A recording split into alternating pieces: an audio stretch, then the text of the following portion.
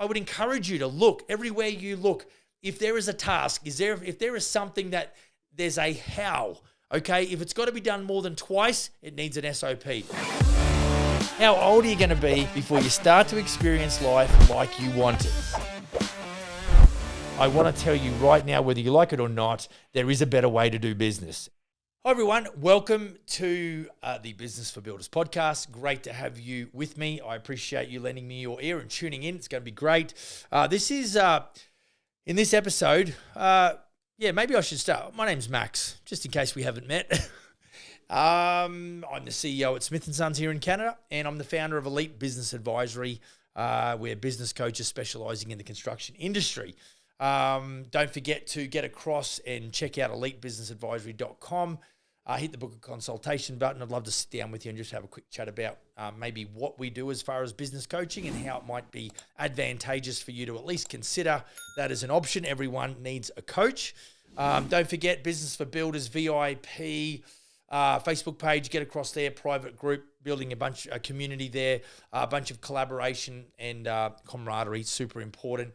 Guys and girls, please don't be an island. It's a tough gig. I know that I am really encouraged with having other business owners, some that are in the construction business, some that are outside the construction sector, but business owners nonetheless. And it's a really great time of, having a beer perhaps, or having a cranberry and soda, depending on what boils your potatoes.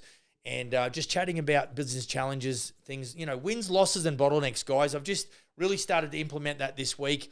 As far as all round, talking to my franchisees, talking to my elite business advisory clients. And I really start out the meetings with, tell me about your wins, tell me about your losses, and tell me about, where you think your bottlenecks are in your business. Wins, why I ask for wins is because it's encouraging. We always like to hear good news. And maybe I should start the other way around and go bottlenecks, losses, and wins so we finish on a positive, right? Maybe I'll change that.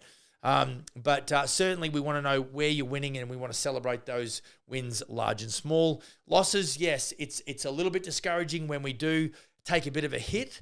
But what I want to do as, a business coach is let's focus on this, the whole thing I talked about in the last couple of episodes. We identify the gap, we do root cause analysis, figure out why it happened, and then what we do is we look for a remedy and how do we close the gap and make sure it doesn't happen again going forward. That's what investigating the losses does. It's a little bit hard to handle sometimes, but it's an important part of the process. And then the bottlenecks. We want to find why we're not getting traction perhaps, or why we're not getting a high performance. What is it that we're doing that's restricting or constraining the momentum within the business? Is it we want to do everything ourselves? We don't want to go and build systems, which we're going to talk about the final episode, 3 of 3 today in this episode 171. And so just really identify, and then, my job as a business coach is to bring awareness, to present education, and then to use accountability to ensure that adjustments are being made. And so, just think about that. I don't sit here in a seat of judgment. What I'm trying to do is really make an impact and a difference in the building game, because 50% of general contractors and builders go out of business in the first 5 years. And then that which is left over in 10 years, a large percentage, 80% of those are also out of the business. So the survival rate is worse than the divorce rate in marriage, which I wouldn't have thought was possible, but it certainly is the case. All right, let's get cracking. And what I want to do is go through points number 9, 10, 11, and 12. Just to recap, what we're doing is we are setting up in our Dropbox or in our Google file or wherever it is that we save.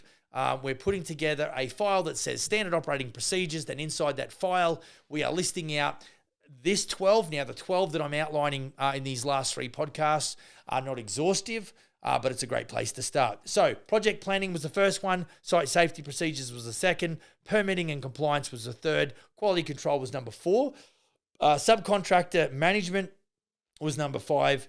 Number 6 was communication protocol. Number 7, change order procedures. Number 8 was material and equipment. Number 9 was is going to be, because we're going to talk about that now, budgeting and cost control. Number 10 is document control, contract admin. Number 11 is closeout, handover procedures, and number 12 is environmental management. So that hit list, along with some of these dot points, we're planning on having in the show notes. I think they will be, no problem. And so what we want to do is really bring some value here today. to really help you. Because at the start of this series, I talked about how that businesses operate with good systems, and good humans run good systems. So, okay, you might have some good humans and you want to build a successful business, but if you've got no systems, it's all going to rely on you and your input and what's in your head and your verbal instruction and direction, and you don't have a life. What I'm really wanting to do is help my elite business clients really develop a business to the point where they get the kind of vacations that they want, they get the kind of income, and of course, that's the lifestyle that we really want all of our operators to have. Okay, so this is part 3 of a 3-part series. Thanks for hanging in with us there. Be sure to maybe save these 3 podcasts, episode 169, 170, and 171. Hit the 3 dots, save an episode, bang. That becomes a resource now that you can go back to and add on to. Now, I'd love to hear from you too. If you've got to, this part 3 of this series and you've had some relative success in developing your standard operating procedures, I'd love to hear from you. It would really encourage me. And I think it would, it really is something that you can run by me and go, hey, Max, this is what I've done. And I'd love to get that feedback. That would be awesome. And don't forget, if you know another builder in your area, or if you've got a cousin in a different city, I would love it if you could maybe just, show us some love. I appreciate the daps, and really just put the word out there. We don't really advertise here. Everything that I do is coming from me, and so what we want to do is really put out some really positive vibes, and really want to change the business sector as it relates to what we do in construction, and really improve the success rate by doing it. So I'd really appreciate any kind of review. I'd really appreciate a 5-star review. That's a bit greedy. But, guys, we're just really trying to work hard here and give massive value. Right, let's get after it. I think that's about it. So you're in Dropbox. You've got standard operating procedures as a file. You've got 1 to 12. Now, I would encourage you to look everywhere you look.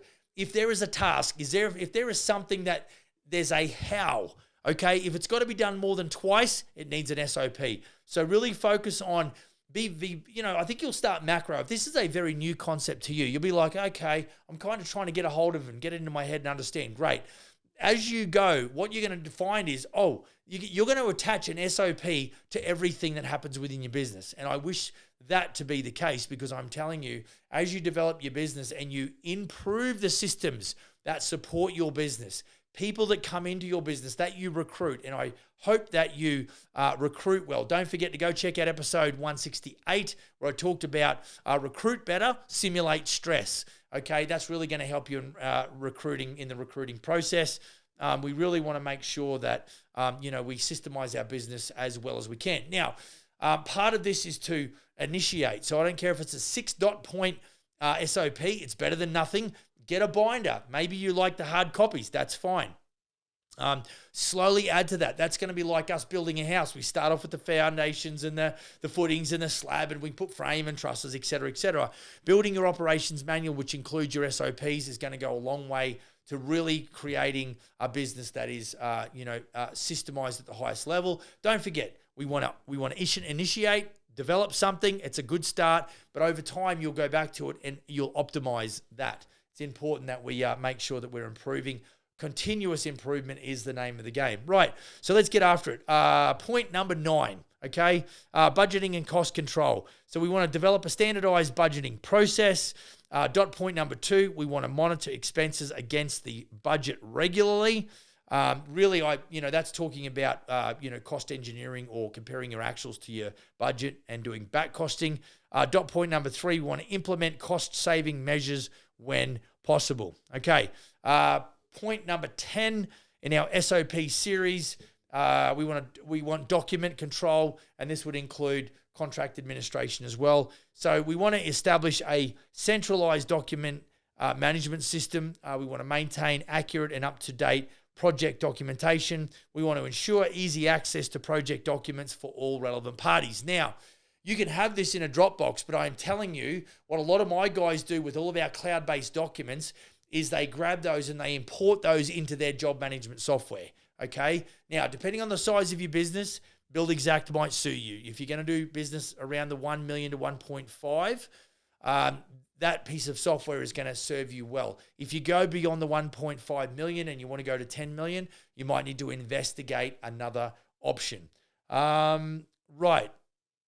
So point number 11 is closeout procedures. So point number 1 is we want to develop a systematic approach to project closeout. Guys, we want to start well and finish strong. That's important. So we want to have point number 2, complete all necessary documentation and inspections.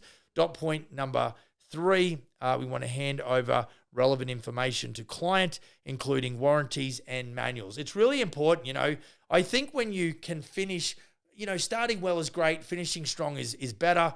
I think when you get to the back end of a project and you can bring it all together, the experience is completed by way of a full-blown manual that includes all of the different manuals for the appliances, maybe some of the warranty parts, all of that sort of information in a comprehensive manual for the client. I think it goes a long way, because what that happens is that manual stays with that house. And so it's almost like a little subliminal marketing ploy, because I know that when people want to sell that house and they've got that manual for the construction part, to pass that on, that'll include plans and specifications and all that sort of business.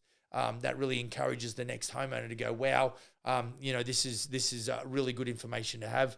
And I think it's important that we do that. All right, final point, number 12, environmental management. We want to implement environmentally sustainable practices. We want to adhere to environmental regulations, and we want to establish waste management procedures. I know that our local refuse station here in Vernon, and this may be pretty much global, they're very anal about, where you're putting general rubbish and where you're putting gyprock or drywall and where you're putting, wood waste and concrete and things like that.